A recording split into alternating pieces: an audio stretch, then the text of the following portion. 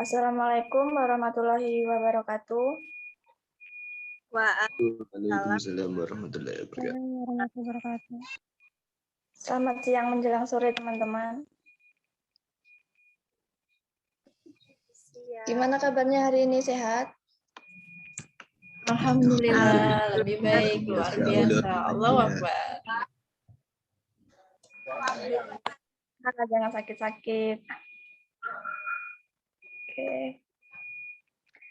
Baik, perkenalkan, saya Sofira Rosita Aprianti, NPM 20210030, Prodi Pendidikan Ekonomi. Di sini saya akan presentasi atau mengajar kalian semua dengan materi ekonomi mikro, pasar modal. Nah, di sini ada yang lulusan SMA, anak IPS, bagaimana gitu? Ada Kak, lulusan jurusan IPS. Wah, pas banget. Berarti nggak asing ya sama materi pasar modal ini?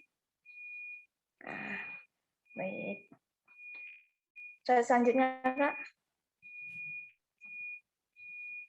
Nah, di sini ada konsep pasar modal yang akan saya jelaskan, yaitu pengertian pasar modal, jenis-jenis pasar modal, lembaga-lembaga yang terlibat dalam pasar modal.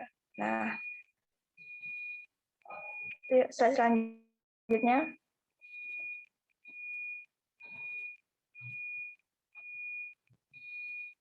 Nah, di sini ada pengertian pasar modal.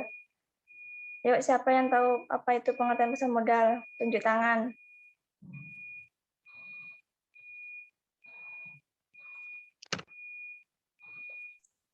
Saya Kak. Yuk, baik, silakan baca. Pasar modal adalah pasar keuangan untuk dana-dana jangka panjang dan merupakan pasar yang konkret. Dan dana jangka panjang, dana yang jatuh temponya lebih dari 1 tahun. Pasar modal dalam arti sempit adalah suatu tempat dalam pengertian fisik yang terorganisasi, tempat efek-efek di perdagangan yang disebut bursa efek. Baik, itu sekali ya. Di sini pasar modal itu adalah pasar keuangan untuk dana-dana jangka panjang. Nah, yang dimaksud dengan dana jangka panjang itu dana yang jatuh temponya lebih dari 1 tahun. Definisi pasar modal menurut Kamus Pasar Uang dan Modal. Itu pengertiannya adalah pasar konkret atau abstrak yang dipertemukan pihak yang menawarkan dan memerlukan dana jangka panjang itu sendiri.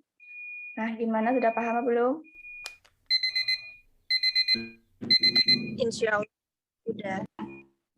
Nah, ini saya selanjutnya, teman-teman.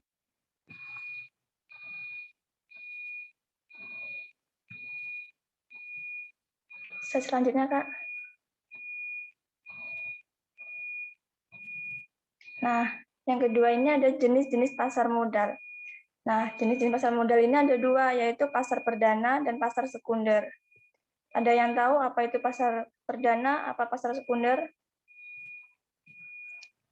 Belum. Baik. Belum, Kak. Baik. Nah, pasar perdana itu adalah penjualan perdana efek atau penjualan efek oleh perusahaan yang menerbitkan efek sebelum efek tersebut dijual melalui bursa efek. Nah, dan yang pasar sekunder itu adalah penjualan efek setelah penjualan pada dasar perdana berakhir. Pada pasar ini, harga efek ditentukan berdasarkan kurs efek tersebut. Naik turunnya kurs suatu efek ditentukan oleh daya tarik-menarik antara permintaan dan penawaran efek tersebut. Nah, gimana? Udah paham belum? Ada yang ingin tanyakan?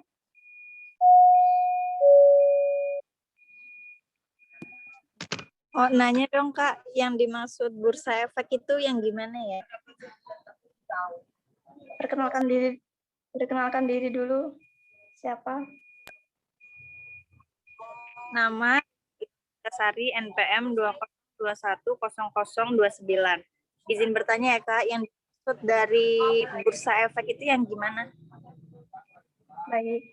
Nah, yang dimaksud dari bursa efek itu adalah suatu sistem yang terorganisasi yang mempertemukan penjual dan pembeli efek yang dilakukan baik secara langsung maupun tidak langsung. Nah, bursa efek ini suatu sistem, dia sistem yang menemukan antara penjual dan pembeli secara langsung maupun tidak langsung. Baik, gimana? Saudara Rizky, apakah sudah paham? Contohnya itu ya gimana ya, Kak? Maksudnya contoh efek gitu ya? Apa itu efek dan apa Iya. contohnya gitu? Nah, Iya. dari efek itu sendiri adalah dia tuh produk yang berbentuk surat yang berharga yang diterbitkan oleh perusahaan. Nah, contohnya misalnya surat pengakuan utang, surat berharga komersial, saham, obligasi, tanda bukti utang, bukti REC, dan waran. Efek itu tuh produknya, tapi yang berbentuk surat gitu. Gimana saudara? Insya Allah sudah bisa dipahami. Baik. Nah, tidak ada lagi yang ingin tanyakan kan? Izin bertanya, Kak. Ya, gimana Kak? Nama Adila Tiara Saputri, MPM 20210027. Izin bertanya, apa manfaat pasar modal? Nah, baik. Manfaat modal.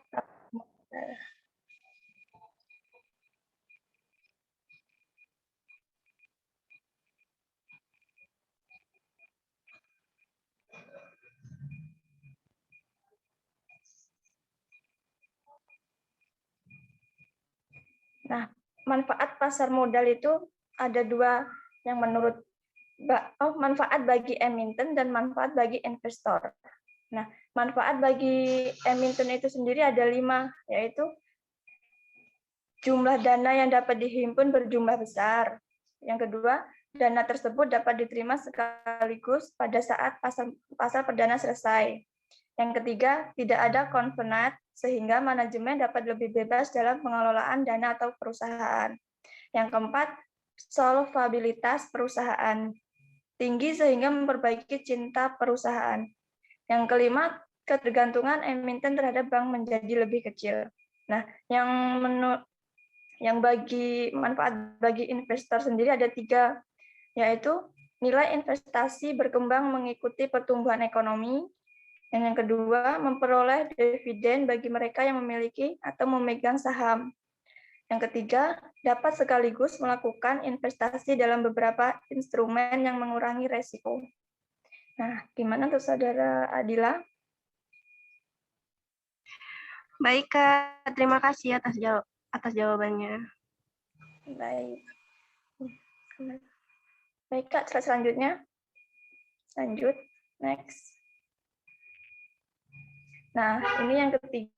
Ada lembaga-lembaga yang terlibat dalam pasar modal. Nah, lembaga-lembaga ini tergolong menjadi 3. Yang pertama yaitu BAPEPAM, Badan Pengawas Pasar Modal. Nah, tugas BAPEPAM menurut Kepres nomor 53 tahun 1990 tentang pasar modal adalah yang A, mengikuti perkembangan dan mengatur pasar modal sehingga efek dapat ditawarkan dan diperdagangkan secara teratur dan efisien. Nah, yang kedua, melaksanakan pembinaan dan pengawasan terhadap lembaga-lembaga berikut, seperti bursa efek, lembaga clearing, penyelesaian dan penyimpanan, paksadana, perusahaan efek, dan perorangan. Nah, yang C, memberi pendapat kepada Menteri Keuangan mengenai pasar modal. Nah, selanjutnya. Nah, ini yang kedua, yaitu lembaga penunjang pasar perdana. Di antaranya ada penjamin emisi efek, akuntan publik, konsultan hukum, notaris, agen penjual. Nah, yang ketiga, lembaga penunjang dalam emisi obligasi. Nah, di sini dalam emisi obligasi, di samping lembaga penunjang untuk emisi saham, juga dikenal sebagai lembaga berikut. Yang pertama, wali amanat, penanggung, agen pembayaran. Nah, gimana dari materi tadi? Apakah sudah ada yang sudah bisa dipahami?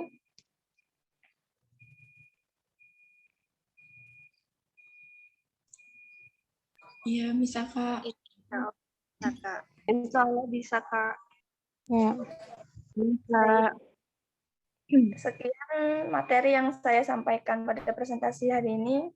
Mungkin teman-teman ada yang belum paham atau ada yang belum dimengerti bisa dipertanyakan. Silakan, monggo.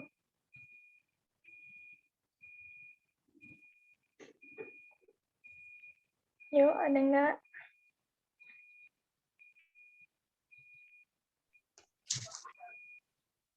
Sepertinya sudah cukup. Kayaknya udah paham semua ya ini.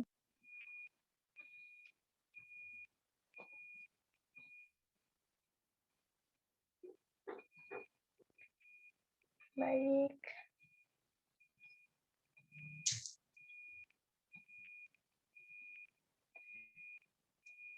Baik. Kalau begitu, kayaknya kalian-kalian juga udah paham, udah ngerti.